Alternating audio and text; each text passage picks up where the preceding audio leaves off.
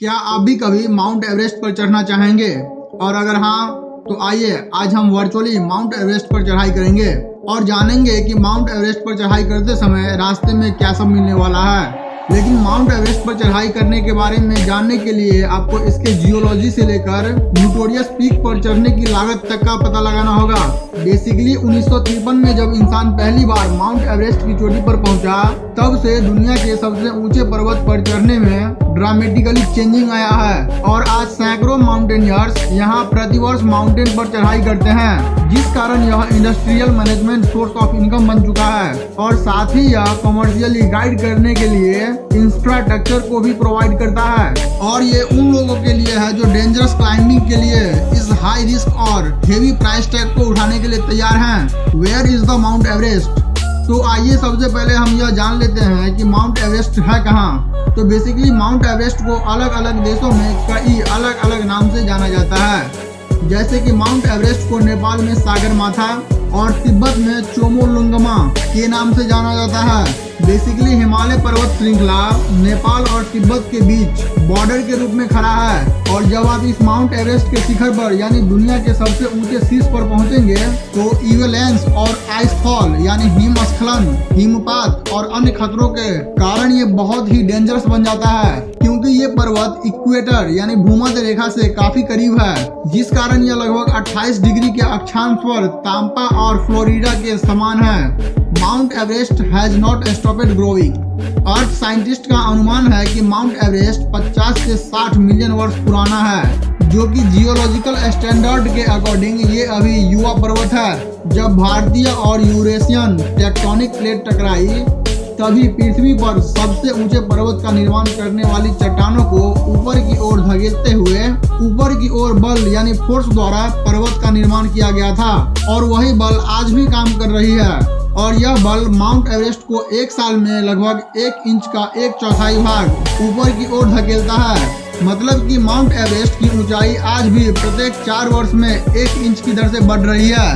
Hostile environment. Mount Everest के शिखर पर यानी 29,035 फीट की ऊंचाई पर लगभग 1/3 एयर प्रेशर है और यही प्रेशर समुद्र तल पर भी मौजूद है, जो कि एक माउंटेनियर के लिए सांस लेने के लिए पर्याप्त ऑक्सीजन में सांस लेने की क्षमता को काफी कम कर देता है।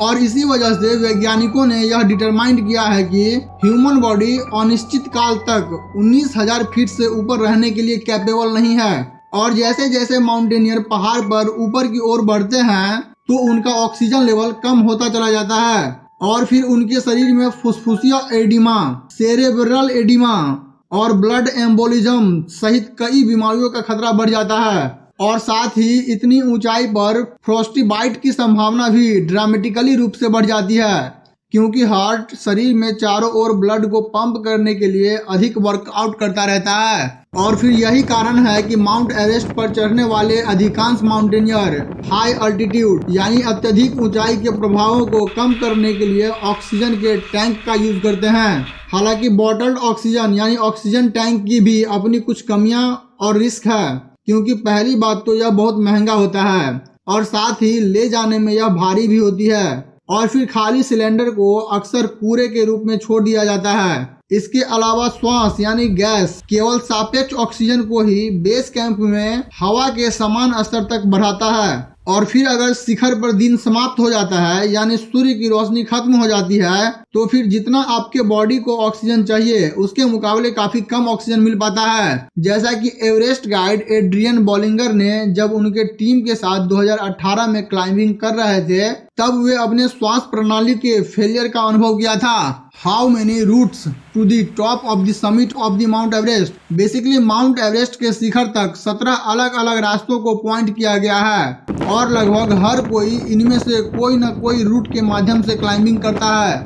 बेसिकली नेपाल से नॉर्थ ईस्ट रिज है, जो कि 1953 में तेनजिंग नार्गे और एडमंड हिलेरी के द्वारा बनाया गया रेखा यानी लाइन है। और साथ ही तिब्बत से नॉर्थ ईस्ट रिज है, जहां 1924 में जॉर्ज मॉलेरी गायब हो गए थे। लेकिन इसके बाद 1960 में एक चीनी टीम ने इस माउंट एवरेस्ट पर चढ़ाई पूरी की थी। हालांकि इनमें से कुछ एक्सपीरियंस्ड माउंटेनियर का कहना है कि ओवरऑल ये दोनों रूट्स का डिफिकल्टीज सिमिलर कंपेरेबल है, लेकिन चैलेंजेस अलग अलग होता है। साउथ ईस्ट रिज पर माउंटेनियर्स को काफी हजार्डियस, खुम्बू और आइसफॉल के थ्रू रेस करना चाहिए, क्योंकि south east ridge shorter summit day है और फिर इसीलिए इमरजेंसी सिचुएशन में इस रिज से जल्दी नीचे उतरना भी आसान है, जबकि नॉर्थ ईस्ट रिज पर बेस कैंप तक सभी तरह से जीप चलाना संभव है। लेकिन माउंटेनियर्स को शिखर तक पहुंचने के लिए 27,000 फीट से ऊपर कई किलोमीटर के इलाके को पार करना होगा। How crowded is Everest? क्या माउंट एवरेस्ट पर भीड़ भी होती है, और अगर होती है तो कितनी होती है? बेसिकली माउंट एवरेस्ट की पॉपुलैरिटी यानी लोकप्रियता 1990 के दशक में बढ़ गई, जब इंटरनेशनल गाइड ने पहाड़ पर व्यावसायिक यात्राएं यानी कमर्शियल ट्रिप शुरू कर दी थी। यहाँ इतने सारे रिस्क के बावजूद भी माउंट एवरेस्ट हर साल दुनिया भर से सैकड़ों माउंटेनियर्स को अपने ओर आकर्षित करता है। और साथ ही साल 2018 में नेपाल के मिनिस्ट्री ऑफ टूरिज्म ने फॉरेन क्लाइंबर के लिए 347 इंडिविजुअल क्लाइंबिंग परमिट जारी किए थे और रिपोर्ट किए थे कि उनमें से 261 क्लाइंबर ने 302 हाई एल्टीट्यूड वाले वर्कर ने क्लाइंबिंग की थी। एक रिस्पेक्टेड एवरेस्ट इतिहासकार एलन अर्नेट का अनुमान है कि माउंट एवरेस्ट के नॉर्थ साइड से भी 239 लोग और शिखर तक पहुंचे थे। A big business built around a top job. Basically इस माउंट एवरेस्ट के क्लाइंबिंग जैसे डेंजरस काम से एक बहुत बड़ा बिजनेस उभर कर सामने आया और वहां के लोकल लॉजिस्टिक कंपनीज और नेपाल सरकार के लिए माउंट एवरेस्ट एक बहुत बड़ा बिजनेस का सोर्स बन गया। और कॉमर्शियल टीम पर एक विशिष्ट स्थान की कॉस्ट $40,000 से $1,00,000 तक भी हो सकती है, और यह इस बात पर डिपेंड करती है कि पर्टिकुलर टीम माउंट एवरेस्ट के किस लेवल पर सर्विस दे रहे हैं और उनका एक्सपीरियंस क्या है। और फिर साल 2018 में मिनिस्ट्री ऑफ टूरिज्म ने रिपोर्ट किया कि उन्होंने माउंट एवरेस्ट परमिट फीस से टोटल $5.2 मिलियन कलेक्ट किए हैं। साथ ही industrial professional Nepali guides back में एक छोटा सा कडार भी बनाया है, जो प्रत्येक वसंत ऋतु में एक साथ तैयारी करते हैं ताकि रस्सियों को फिक्स करके सीढ़ी के साथ ऊपर जाने वाली रूट तैयार किया जा सके और रास्ते में आने वाली प्रत्येक कैंप में टेंट, बॉटल्ड ऑक्सीजन और भोजन जैसे आवश्यक सामानों के साथ स्टॉक किया जा सके। और फिर पेशेंसली फॉरेनर गाइड को एवरेस्ट के शिखर तक पहुंचाने के लिए गाइड यानी कोच किया जा सके। हालांकि ऐतिहासिक रूप से यह शेरपा थे, जो उन लोगों का तिब्बती जनजाति है जो पहाड़ों के सबसे नजदीक रहते हैं, जिन्हें माउंटेन पर लोड और सप्लाई को कैरी करने के लिए एक्सपेडिशन के जरिए हायर किया गया था। और फिर आज कई जनजातीय समूह है जो पहाड़ पर रोजगार पाते हैं और उसका नाम हाई अल्टीट्यूड माउंटेन वर्कर यानी ऊंचाई वाले पर्वतीय कार्यकर्ता दिया गया है। बेसिकली 3 से 4 महीने का एवरेज एवरेस्ट मिशन के लिए मोस्टली $2,500 से $5,000 के बीच कमाते हैं। इन रिसेंट ईयर में नेपाली गाइडों ने इंटरनेशनल स्टैंडर्ड के लिए ट्रेनिंग एंड सर्टिफिकेशन भी रिसीव करना शुरू कर दिया है। How long is an expedition?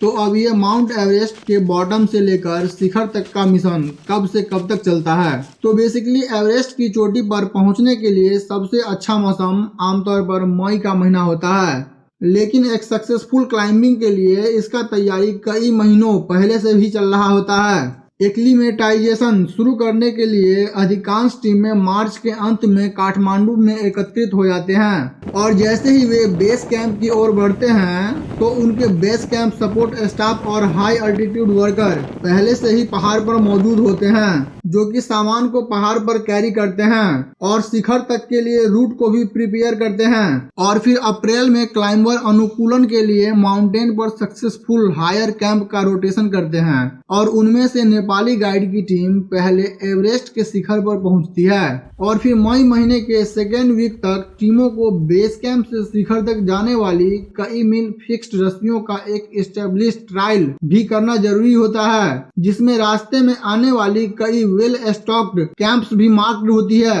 और फिर एलन अर्नेट कहते हैं कि एस्थेटिकली यानी सांख्यिकी रूप से एवरेस्ट मुख्य रूप से बेटर गियर, वेदर फोरकास्टिंग और कॉमर्शियल ऑपरेशन के साथ क्लाइंबिंग करने वाले अधिक लोगों के कारण सुरक्षित होता जा रहा है। और फिर फाइनल रेस्ट के कारण कुछ टीम मैक्सिमम रिकवरी के लिए लो अल्टीट्यूड पर कुछ रातें बिताने के लिए माउंटेन को डीकैंप कर देती है। बेसिकली माउंट एवरेस्ट के शिखर का धक्का नॉर्मली बेस कैंप को डिफिकल्ट ट्रिप पर होता है। और फिर यदि सब कुछ ठीक ठाक रहा तो जून की शुरुआत तक अधिकांश एवरेस्ट क्लाइंबर एवरेस्ट पर होते हैं।